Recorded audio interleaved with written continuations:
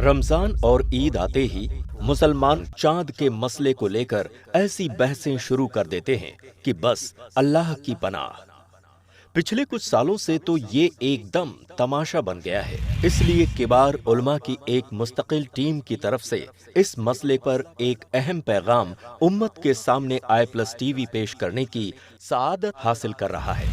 سب سے پہلی چیز یہ کہ پوری دنیا میں ایک ساتھ روزہ اور عید ہو یا اپنے اپنے علاقے میں چاند دیکھ کر، تو یہ ایک اجتہادی مسئلہ ہے۔ اس سلسلے میں زیادہ تر اہل علم کی رائے یہ ہے کہ اپنے اپنے علاقے میں چاند دیکھ کر روزہ اور عید کا اہتمام ہو۔ ایک اہم مسئلہ یہ ہے کہ رمضان اور عید کے ہونے یا نہ ہونے کا فیصلہ کون کرے؟ کیا ہر کوئی کر سکتا ہے؟ ہمارے یہاں صورتحال یہ ہے کہ بہت سارے لوگ اپنے اپنے طور پر اعلان کرنا شروع کر دیتے ہیں، جو کہ انتہائی غلط ہے۔ رسول اللہ صلی اللہ علیہ وسلم نے فرمایا کہ روزہ اس دن ہے جس دن تم سب روزہ رکھو، اور چھوڑنا یعنی عید الفطر اس دن ہے جس دن تم سب عید الفطر کرو یعنی عید الفطر مناؤ۔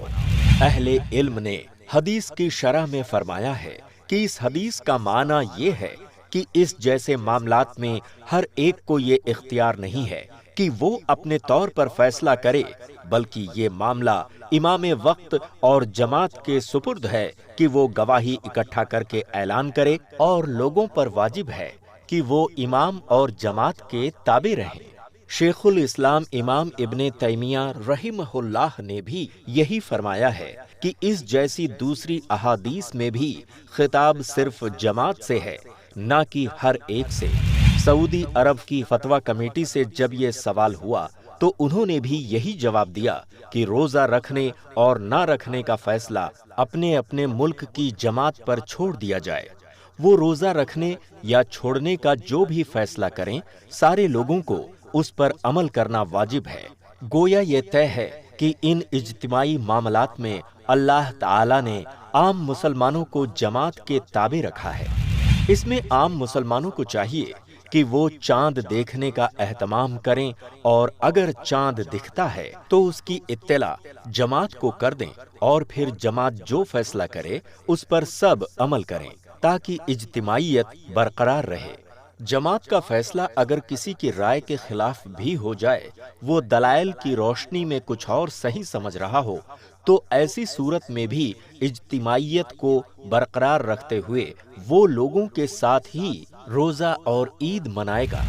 اللہ کے رسول صلی اللہ علیہ وسلم نے فرمایا کہ روزہ اس دن ہے جس دن تم سب روزہ رکھو، اور افطار اس دن ہے جس دن تم سب افطار کرو۔ اس حدیث کی شرح میں اکثر اہل علم نے یہ لکھا ہے کہ اس حدیث کی اصل دلالت ہی یہ ہے کہ ہر ایک کی رائے کا اعتبار نہ کیا جائے، بلکہ اجتماعیت کے ساتھ رہا جائے۔ خود امام ترمذی رحمہ اللہ اس حدیث کی روایت کرنے کے بعض متقدمین یعنی گزرے ہوئے بڑے علماء سے یہ نقل کیا ہے کہ روزے کا آغاز اور اختتام جماعت اور لوگوں کی اکثریت کے ساتھ ہوگا، اور حضرت عائشہ رضی اللہ عنہا کی اس اثر سے بھی اس کی تائید ہوتی ہے، جس کے اندر وہ فرماتی ہیں کہ عید قرباں اس دن ہے جس دن لوگ عید قرباں منائیں، اور عید الفطر اس دن ہے جس دن سب لوگ عید منائیں۔ یہی وجہ ہے کہ وہ علماء جو عالمی رویت یعنی ایک ساتھ پوری دنیا میں روزہ رکھنے اور عید منانے کی بات کرتے ہیں، انہوں نے بھی یہی کہا ہے کہ اجتماعیت کے لیے اپنے علاقے میں ایک ساتھ ہی سب کو مل کر روزہ رکھنا چاہیے اور عید منانی چاہیے۔ علامہ البانی رحمہ اللہ اور علامہ ابن باز رحمہ اللہ اور اسی طرح کئی علماء نے پوری دنیا میں ایک ساتھ روزہ رکھنے اور عید منانے کو صحیح سمجھنے کے باوجود بھی یہی فتویٰ دیا ہے کہ جب جماعت کی طرف سے جو اعلان ہو جائے اس کے حساب سے عمل کیا جائے۔